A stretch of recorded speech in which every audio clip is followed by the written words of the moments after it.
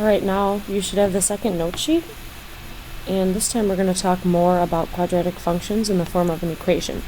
So the last set of notes we really focused on the graph, and now we're going to look at the equation of a quadratic. Okay, remember, a quadratic's in the form ax squared plus bx plus c. A is never 0, because then there'd be no x squared term. The x squared is what's forming the graph to form the u. So in these first two examples, it says find the value of a, b, and c for each quadratic function. A, b, and c are just numbers. Okay, so a is the number in front of x squared. So in example 1, the number in front of x squared is 5. The number in front of x, we call b, in example 1, that's -2. And then c is the last number in the equation, 50. It's just a coefficient, there's not a variable attached to it. Looking at the next example, a is -100. B, where's the x term? There is no x term, so that means it's 0. Don't put 1 there. If there was 1 there, there'd be an x in the equation. And then c is 156. Take a look at number 3. Something's missing. You have the x squared term, you have x, there's no c there, so in this case c is 0. A is 17, and then b is 5. The graph of a quadratic function is called a parabola. I know I used that word a few times in the last set of notes, but now at least we have it written down. So if I was here with you, we would be doing this part where you'd put the equation on your calculator, but I will spoil the fun since I'm not there. If you graphed this, again, what would you do? You'd go to y equals and then hit graph. What you're going to see is a graph that opens upward. If you graph the equation below it, you're going to see a quadratic that opens downward. What's the difference between the two equations? They look really similar. Hopefully you notice the number in front. One's positive, one's negative. That will always be the case. If a is positive, the parabola will always open up. And if a is negative, the parabola will always open down. That gives you an idea if you're graphing by hand if you're doing it correctly. Okay, the graph of a quadratic function has a line of symmetry. We talked about it. It's that vertical line that cuts the parabola into two symmetric pieces. Where does it happen? It happens at the vertex. What you have in the set of parentheses here is a way to find the vertex and the axis of symmetry.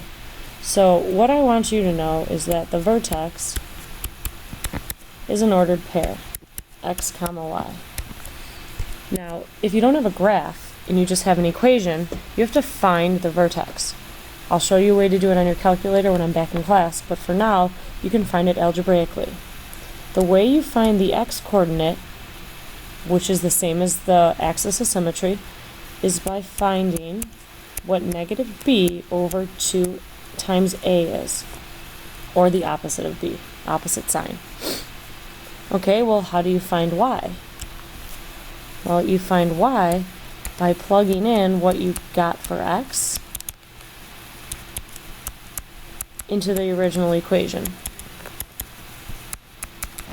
It's kind of hard to visualize since we don't have an actual example here, but we're going to use that idea as we move on to the next few examples. Why would knowing what the axis of symmetry is be important? It tells you the points that are on each side of it. They're always going to be equal distance away from the axis. It also tells you exactly where the vertex is. So there's many reasons the axis is important. Okay, let's put to work the reason we actually looked at a, b, and c. It's because it helps us to find the vertex. So, what's a in this equation? Hopefully you're thinking -2, b is 12, and c is -7. Just to let you in on a little hint, the c value is always going to be the y-intercept. Okay, so this next part's asking us to find the axis of symmetry. Well, how do we find the axis of symmetry if we're not looking at the graph? Right now, all you have in front of you is an equation. So this is how you do it. You use the formula of opposite of b divided by 2 times a. You need to plug in whatever b was, keeping that negative sign there, so it becomes the opposite. So opposite, and then we plug in b, which is 12, 2 times, and then whatever value for a is. In this case, it's -2. Now we go through and simplify. This becomes -12 over -4. Divide them. Your axis of symmetry is a positive number, and it's x equals 3. Now we take that x value and plug it into our equation wherever we see x. Okay, so plug in 3 for x in the equation. -2x squared plus 12x minus 7.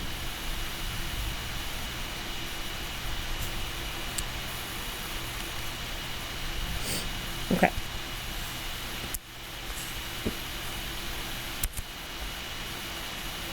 So I have y equals -2 times 3 to the second plus 12 times 3 minus 7.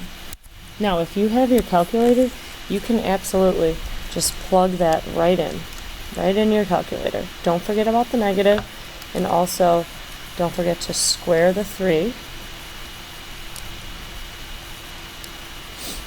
I got 11.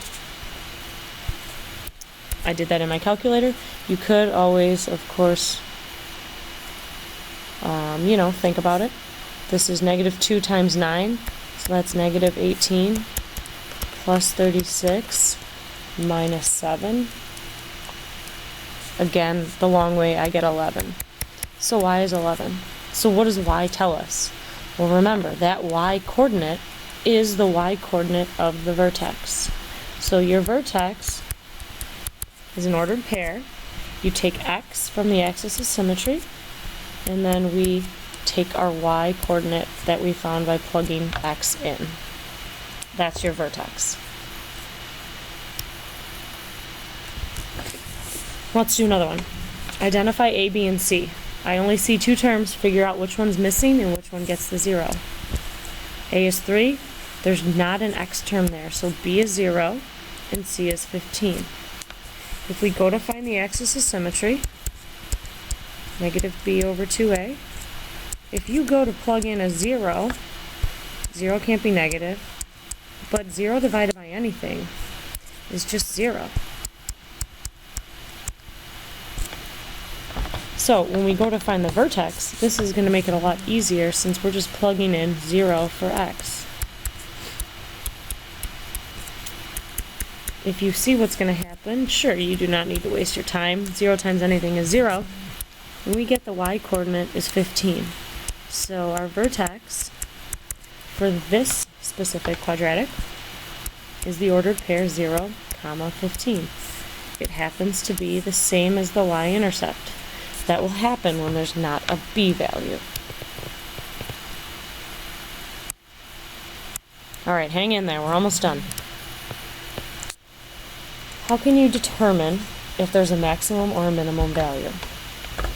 Think about in terms of looking at your equation. Think about the U-shaped graph. What tells you if there's a max or a min? Think along the lines of, if you look at the beginning of the equation, what does the a value tell you? It tells you if it opens up or down. Okay, so we can determine if there's a max or min value by looking at the a value and how it opens.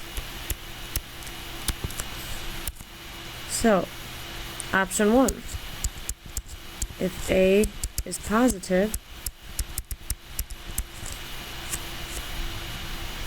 that means the quadratic opens up.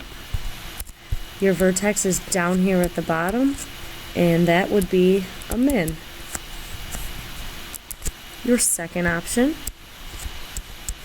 if that a value is negative, Negative means your quadratic's going to open downward, and that vertex is a maximum. It's the highest point your graph can reach.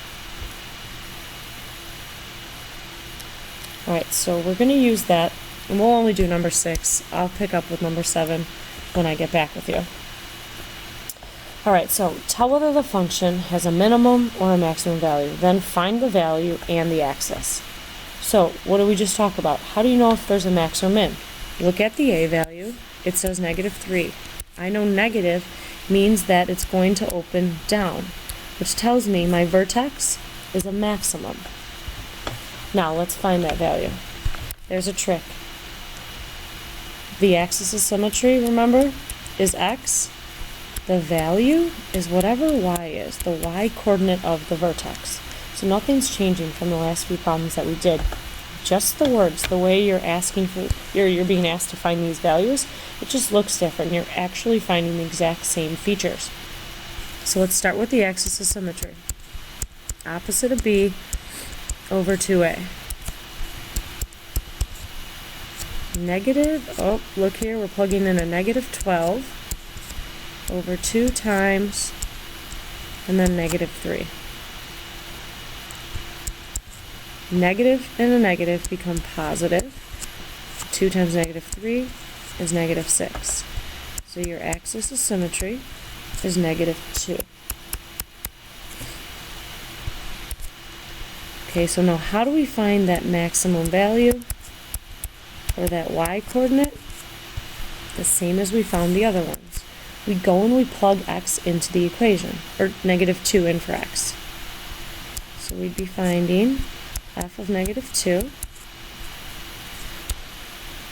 So I have -3 times -2 squared. You have to square that number first.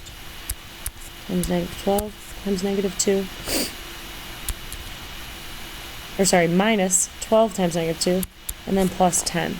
Again, if you're plugging this into your calculator in one full swing, this needs to be a negative sign in front of the 3, but then this in front of the 12 should be a minus sign. Otherwise, you'll get the wrong answer. Alright, so we can plug that into our calculator. Or if you don't have a calculator, your brain will absolutely do the trick here. You just have to remember your order of operations. I just did it in my calculator and I got 22. Double check, verify that I'm right. But -3 times 4 is -12. This becomes plus 24 plus 10. So that'd be a positive 34 minus 12. So 22 is right. Alright, we'll pick up where we left off when I'm back with you guys tomorrow. Once you're done watching these, if you need to go back again, go ahead, go back, review it, slow it down, pause it, try them on your own. You can use the rest of class time, whatever you have left, to go ahead and get started on that homework, maybe possibly even finish it.